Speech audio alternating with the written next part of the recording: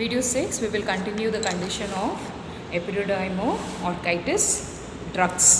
So when we say about the treatment, so after the urine culture, so we have seen a diagnostic procedure how the swab has to be taken, and these swabs should be sent to the lab and find out which kind of organism has been infected. According to the organism, the antibiotic should be given, and that is the very reason they are doing this cultural test.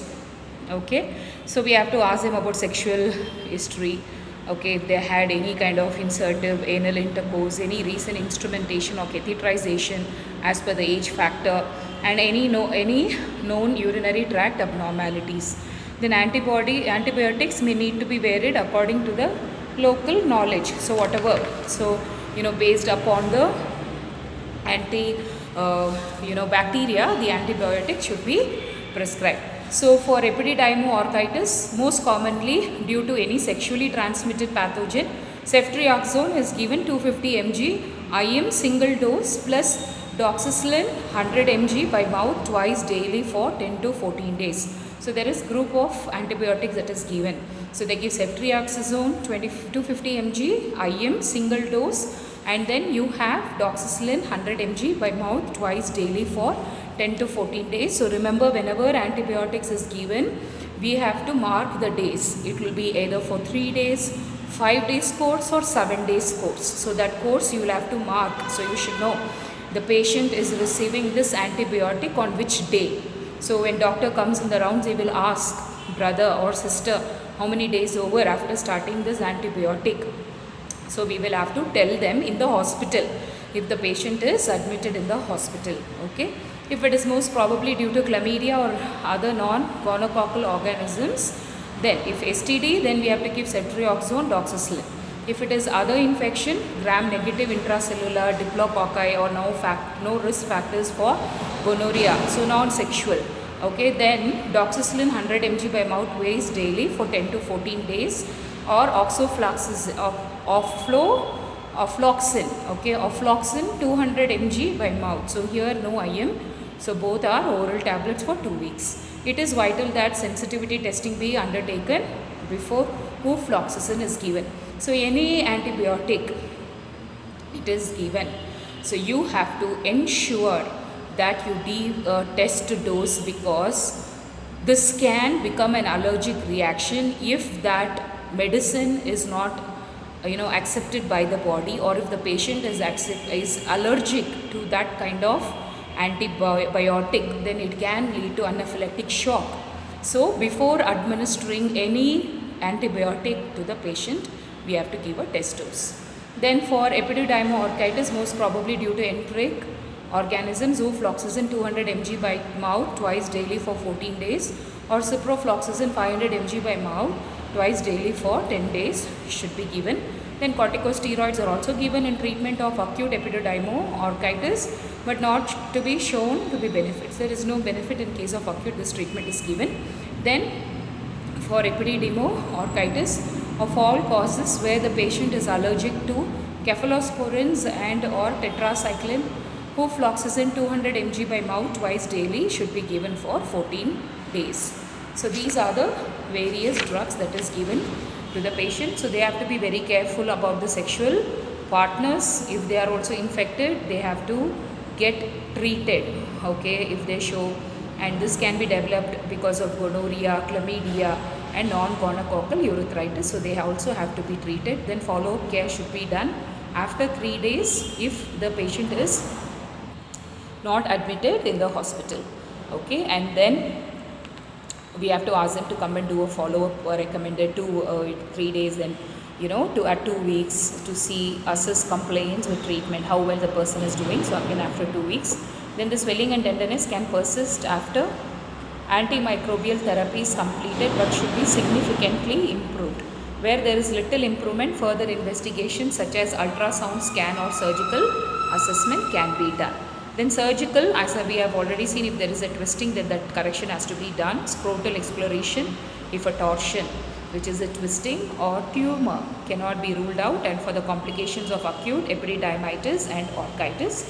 So example, abscess, testicular infarction. Then you have nursing management. So talking about the nursing management, the goal of treatment is to combat infection and reduce pain and swelling. So we have to reduce the pain, we have to reduce the swelling. So we have to accomplish that through pharmacological agents. Then you have to assess the patient's condition, and then you have to assess the intensity of the pain. Then see if there is tenderness, okay, swelling, ecchymiosis, hydrocele. Okay, so we have to assess that. Patient with epididymitis is usually on bed rest with bathroom privileges.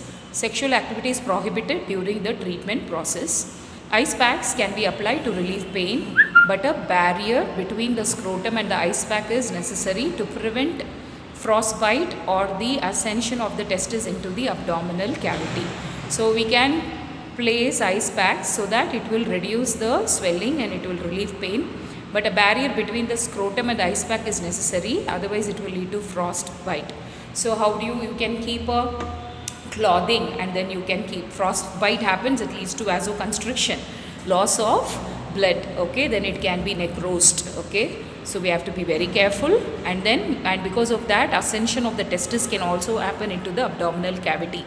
Okay, so it can go back to its original, okay, before birth how it was, so it can happen like that. Okay, encourage oral fluids, ask them to take about 2 to 3 liters per day. As the patient heals, he can resume walking, but he should wear an athletic supporter, so they have to wear like stockings. Then encourage the patient to verbalize his fears, anxiety, give psychological support, encourage them. Maybe they develop because of sexually transmitted disease, but don't be judgmental. Okay, don't show that on the on your faces. Okay, you should be very neutral to any kind of patient when we take care. Then encourage the patient to verbalize his fears and concerns, answer questions non-judgmentally. That's what I told you. Point out the patient's sexual partners are at risk if the condition. So tell them, okay, and then in a very soft way, okay. Teach the patient to use a condom and spermicide for sexual encounters to prevent STI. Encourage the patient to continue to increase fluid and to empty the bladder frequently.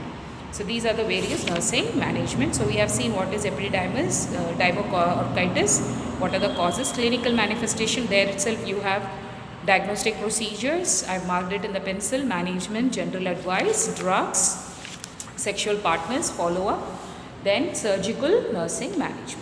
Okay, so with this we will also continue with a small topic, and with this all the disorders is over. So next class we will just see the last topic, that is the alternate therapies. Okay, so when we say cancer penis, so definition, penile cancer is a malignant growth found on the skin or in the tissue of the penis. Okay, so we see that penile cancer is a malignant, we know that, right? Malignant is cancerous. Okay, so we see a growth that is found in the skin or in the tissue of the penis itself. So when there is abnormal enlargement, so if it is a malignant, then it is cancer penis. Risk factors, there are various, plethora of factors. So you can see like infections which can happen because of HIV. The person is having HIV infection, or human papilloma virus. So that is again which will cause bumps on the genitals. So these bumps, BUMPs, bumps, small eruptions. Okay, so that you call it as genital wart. Okay, so usually human papilloma virus, HPV, leads to genital wart, and it is a sexually transmitted infection. Okay, next, hygiene and injury. So if they don't maintain good hygiene, poor hygiene, then if there is smegma, it is a white substance which is found beneath the foreskin in the uncircumcised males. This is not because of sexually transmitted infection, but then, okay, if it is normal that it gets accumulated. Okay, if it is accumulated more, because it is a oil and dead cells, then it can lead to cancer. Then phimosis, where you cannot retract the foreskin of the penis. Then circumcision also can lead to cancer. So other factors, like you have aged over 55 years, chewing or smoking tobacco, exposure to ultraviolet rays. Okay, so that's one of the common cause for any cancer. So signs and symptoms, if you see, there will be redness or erythema of the penis, rash will be there, or eruptions will be seen on the penis. Then foul smelling discharge from the penis will be there, pain in the penis, growth or score on the penis that don't heal within 4 weeks. So if there is a sore or like a ulcer, if it is not healing by itself within 4 weeks, then it is a sign of penile cancer. Then bleeding from the penis, change in the color of the penis. Diagnosis, history collection, physical examination, ultrasound can be done. Then if you want, if suggested, CT, MRI also can be done. Management, so management, chemotherapy, radiation therapy, surgery. So wide local excision, they will try to remove the tumor, microsurgery, laser surgery, circumcision, amputation, penectomy, removal of the penis. Okay, so biologic therapy. So these are the various management that is involved. Then talking about nursing management, we have to assess the patient's condition associated with disease, sexual adequacy.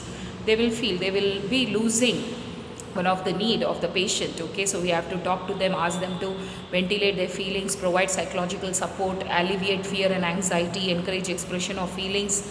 Okay, and before the surgery, make sure that you collect the consent, provide privacy during self-care, explain about all treatment option, don't be judgmental to the patient, you did like this, that's why it happened, nothing like that. Okay, and then reassure the patient and family members. So these are the various nursing management that is carried out for cancer penis.